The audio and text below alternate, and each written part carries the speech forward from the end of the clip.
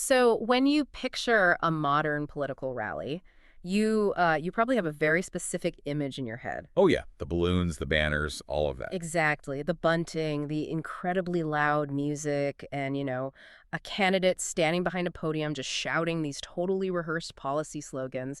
It's a very standardized piece of civic theater. Highly predictable. Right. But I want you to imagine you're standing in this massive crowd, and instead of kissing babies or arguing over tax policy, the politician up on the stage is holding a holy book. Wow. Okay. That's a different vibe. Totally different. They are praying fervently over a microphone, like quoting scripture from memory and standing shoulder to shoulder with all these prominent local religious figures. So it looks incredibly devout on the surface. Yes, it looks comforting and safe and just heavily steeped in moral authority. Mm. But according to the fascinating source document we're unpacking in today's deep dive, you aren't actually watching a sermon. No, you're not. You're watching a heist. And the genius of this heist is that it's happening, right out in the open. Yeah, the document we're analyzing today is, well, it's a profound examination of that turbulent intersection between faith and political power. It really is. And, it focuses heavily on the cycle of corrupt governance in Africa. But the mechanics of it, right, the systemic solutions the text offers, those are entirely universal. Totally universal. So our mission for this deep dive is to look at this blueprint that exposes how religion is consistently weaponized by political figures to mask widespread theft. Right, and what that corruption actually physically costs a society. Exactly. And also how the core tenets of faith might actually be reclaimed to demand accountability instead of, covering up crimes. Okay, let's unpack this because the text does not pull any punches. It really doesn't. It calls out everyone, politicians, religious leaders, and even everyday citizens. Our goal here isn't to endorse a specific political view, but to analyze the arguments in the source about how this systemic corruption operates. Right. And to really grasp the physical damage, the source argues we first have to fully understand the psychological trick.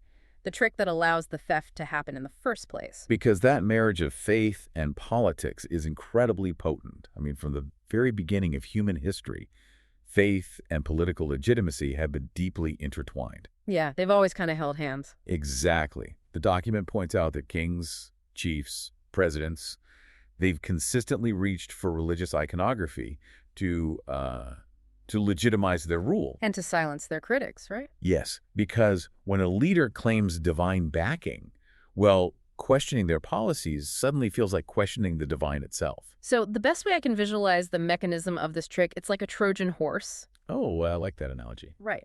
So politicians wheel this giant, impressive structure into the public square. But instead of being a traditional wooden horse, it's painted gold, it's draped in holy garments, and covered from top to bottom in sacred symbols. So they present this shiny, righteous exterior to the public. Exactly. And the citizens naturally open the gates and welcome it into the center of their lives because, it looks divine. But secretly, hiding inside the belly of that horse are these massive contracts of theft, nepotism, and exploitation. And the real genius of the Trojan horse in this context isn't just the disguise, it's the defense mechanism. Yes. The defense mechanism is wild. If a citizen points out, hey, that horse is full of thieves, the politicians immediately accuse that citizen of attacking the religion itself. Right. The holy paint actually functions as body armor against civic criticism. What's fascinating here is how the source defines this critical turning point. How so? Well, the text argues that when faith becomes a tool for politicians, when it's utilized as body armor rather than a moral compass, it fundamentally transforms into idolatry. Idolatry, that's a strong word. It is, but the author defines it in a very specific political context here. It's not just a religious buzzword. Politically, idolatry occurs when the symbol of faith completely replaces the function of the state. So the leader becomes unquestionable. Exactly. And religion is no longer guiding the state toward justice, right? It's actively blessing corruption. And the actual religious leaders in the community, they end up pulled into the belly of that horse alongside the politicians. Yeah, they frequently become deeply compromised. The source notes that religious figures often cozy up to political power in exchange for, funding lucrative government contracts. Or just state protection. Right. They trade their moral authority for a seat at the table. And the text relies heavily on historical and scriptural patterns to prove this is an ancient playbook. Like what kind of patterns? Well, it points to accounts in the Bible detailing kings who would orchestrate these highly visible public worship ceremonies while secretly oppressing the vulnerable. Oh, It also references the Qur'an, highlighting strict warnings against leaders who betray the public trust while claiming piety. so this is across multiple faiths. Yes. And it looks at African history, too, drawing a stark line between indigenous chiefs who viewed themselves as literal servants to their people versus those who manipulated traditional beliefs to justify, selling their own people into slavery for personal wealth. Okay, but hold on. I have to push back a little here. If this is such an old trick, why do citizens keep falling for it? I mean, if the hospital down the street has no medicine and the road to the market washes away every single year, at some point the illusion has to shatter, right? You would think so. Right. Why doesn't the reality of an empty hospital override the beautiful Sunday sermon in the voter's mind? It really comes down to a fundamental human vulnerability, and that is desperation. Desperation. Yeah. When poverty is high and systemic failures are a daily reality, people are starved for hope. Politicians understand this psychology perfectly. Because desperate people are easier to manipulate. Exactly. It's incredibly easy to manipulate a desperate person's faith, because faith is often the only thing they have left. So politicians use highly targeted religious rhetoric to divide the public. They turn them against each other. Yes, they stand on stage and signal to their specific religious or ethnic group, implying that the quote-unquote other group is the real threat. And in doing so, they create this massive cultural smokescreen. So if the smokescreen is successful and the public is busy fighting over religious differences, what happens to the country's actual checkbook while no one is looking? The treasury is systematically looted. Just empty out. Yep. The manipulation of faith ensures the public is permanently distracted, which completely removes all civic restraint from the political class. And once that restraint is gone, the real-world fallout is catastrophic. Here's where it gets really interesting, because the source asks us to literally count the cost of corrupt governance. Right. Shifting away from the abstract spiritual stuff. Exactly. Looking at raw, tangible data. The text points out that stolen billions do not just disappear into the ether. They manifest as hospitals without medicine. It's a brutal reality. It is. Imagine a mother bringing a gravely ill child to a local clinic, and the shelves are completely bare of basic antibiotics. Why? Because the regional health budget was siphoned off through shell companies, so a politician could buy a luxury villa in some foreign capital. The causality is undeniably direct, and the text brings up infrastructure with that same stark clarity. Yeah, talk about the infrastructure part, because that blew my mind. Well, the concept of bribery isn't just, an envelope of cash changing hands in a dark room. It translates to a newly paved road collapsing into gravel after a single rainy season. Just washing away. Right, because the funding meant for proper steel reinforcement and high-grade concrete that goes into a contractor's pocket as a kickback. Substandard sand is used instead, the heavy rains come, and boom, a vital economic artery washes away. Cutting off entire communities from markets and emergency services. Exactly. The source also dives into the sheer economic waste of nepotism. It paints this incredibly frustrating picture of highly qualified, brilliant youth, engineers, doctors, administrators sitting at home jobless. While completely incompetent relatives of politicians are handed the keys to powerful state offices. Yes. The brain drain is staggering. And finally, the text points out that when integrity totally divorces politics, the democratic process itself fractures. Elections stop being civic celebrations and devolve into violent, tribal battlefields. And when you lay all those tangible costs out, the empty clinics, the crumbling infrastructure, the stolen futures, the violence, it creates a profound psychological environment. The source explicitly names the resulting condition. Learn helplessness. Yes, learned helplessness. You usually hear that term in the context of clinical psychology or trauma studies. Elevating it to a societal level is a really fascinating way to frame political apathy. It makes perfect sense, though. It's essentially operant conditioning applied to an entire electorate. Right. Learned helplessness is a conditioned response. When citizens are surrounded by systemic, inescapable failure and the feedback loop of their civic action like voting or protesting or petitioning is consistently met with zero results or even outright violence. The brain actually rewires itself. Exactly. To conserve emotional energy and just survive the constant disappointment, the public adopts a state of deep apathy. They literally stop believing that change is mathematically possible. So I want you, the listener, to really consider that for a second. Think about how easy it is to give up on a system when corruption feels like the air you breathe. The mindset just shifts to, well, all politicians are exactly the same. It's a defense mechanism. It prevents the heartbreak of hoping for better. And so they stop turning out to vote. Right. They stop attending local council meetings. They stop demanding to see the municipal budgets. Because if you mentally accept that everyone is inherently a thief, you're no longer shocked or galvanized into action when the theft occurs. You just survive in the margins of a broken system. Yeah. But the source argues that this learned helplessness is essentially a psychological sickness caused by that weaponized religion. Yes. And the radical claim the author makes next is that authentic faith is actually the cure. The narrative takes a major pivot here.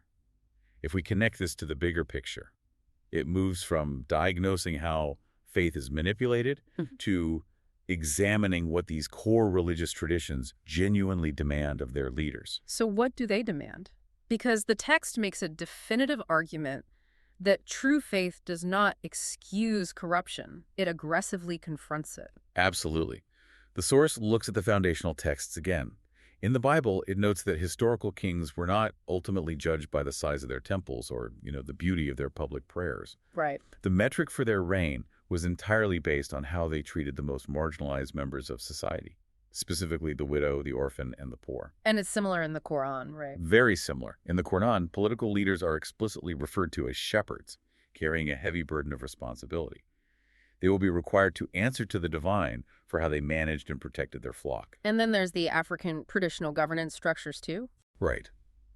There is a bedrock tenet there that a chief is inherently a servant of the people, elevated to protect the community, not a master placed above them to extract wealth.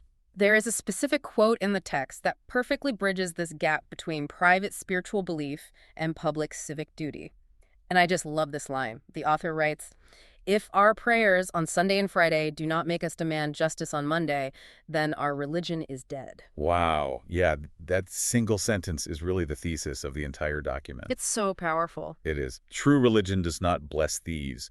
It demands accountability. Right. And by framing it this way, the narrative completely shifts the locus of responsibility. It takes the power away from the corrupt politician on the stage. And places the burden of action squarely on the shoulders of the citizen. It challenges you to wake up and demand that Monday morning justice. Which brings us to, honestly, the most difficult part of the discussion. Because understanding that faith demands Monday morning justice, that's a great intellectual exercise. But if a citizen is deeply embedded in a system of learned helplessness, how do they practically execute this? Like, how do you cure that conditioned apathy in the real world when the system is actively fighting against you? Well, the source doesn't leave the reader hanging with just abstract theology. It outlines a blueprint containing 5 practical, actionable pathways for breaking the cycle of corrupt governance from the ground up. Okay, let's tag team these solutions. Pathway number 1, refuse to sell your vote. And the metaphor they use here captures the brutal reality of poverty perfectly. They write, "A bag of rice today is not worth 4 years of suffering." That statement highlights the agonizing friction of electoral politics in impoverished areas. I mean, when a family is literally starving, a politician offering a bag of rice or a small cash handout for a vote, that doesn't look like a bribe. It looks like survival. Right. It is incredibly difficult to tell a hungry person to reject a meal. But the text pleads with the electorate to recognize the long-term math. By treating the vote as a commodity to be traded for a single day's sustenance, the citizen guarantees that the politician will enrich themselves for the next 4 years while the community remains starving. So the vote has to be viewed as a sacred offering to the future. Exactly, which requires an immense amount of collective sacrifice. Pathway number 2 builds on that. Hold leaders accountable. But, demanding transparency sounds great on paper. How does the source suggest people actually do that when corrupt governments frequently control the mainstream media and, weaponize the courts against critics? The source acknowledges that friction. You can't just walk into a corrupt minister's office and politely ask to see the accounting books. Right, they'd probably have you arrested. Probably.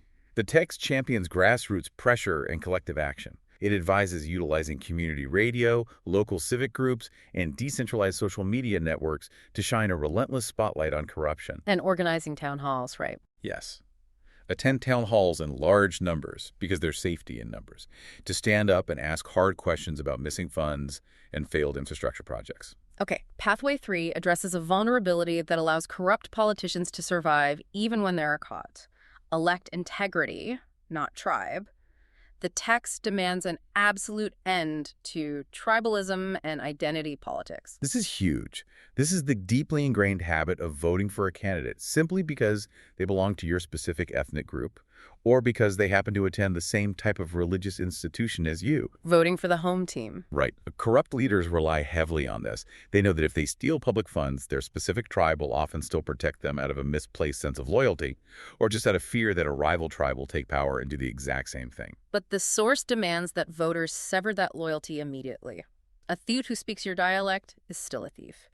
You have to start evaluating candidates strictly on their track record, their personal character, and the actual mechanics of their policies. Ignore the demographic boxes they check, which feed seamlessly into the fourth pathway. Raise faithful leaders. This is a direct mandate aimed at societal institutions. Like churches and mosques. Churches, mosques, universities, community centers, they need to fundamentally alter their mentorship models. They can't simply teach spiritual piety or technical skills anymore. They must actively teach political ethics. Mentoring the next generation. Yes, instilling in the youth that leadership is a profound act of service and sacrifice, not a fast track to self-enrichment and status. And the final pillar in the blueprint, number 5, acknowledges that human character is fallible. Strengthen institutions. Because relying solely on electing good people is a really dangerous gamble. Very dangerous. We need to support laws, uphold constitutional limits, and fiercely back independent anti-corruption agencies that make it harder to abuse power. A functioning society requires structural guardrails. You have to build systems that hold even the most virtuous people accountable, specifically so that bad actors cannot exploit loopholes if they manage to sneak into power.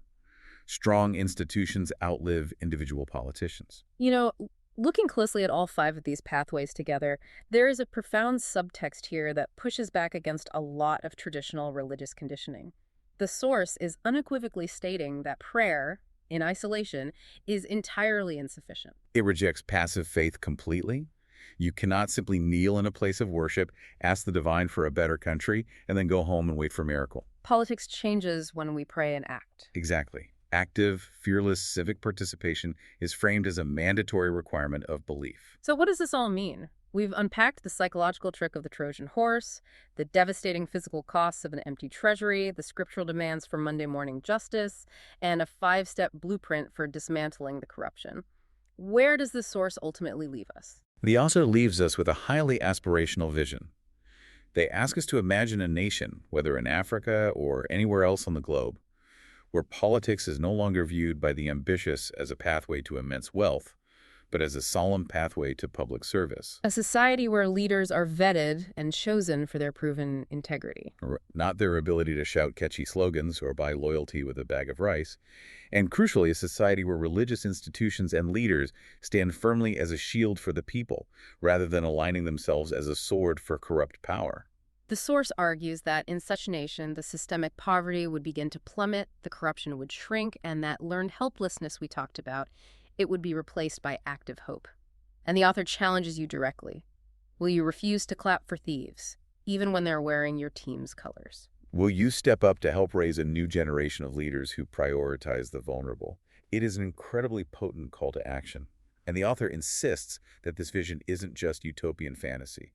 Change isn't a fantasy, it's possible. But it begins with the individual. Yes.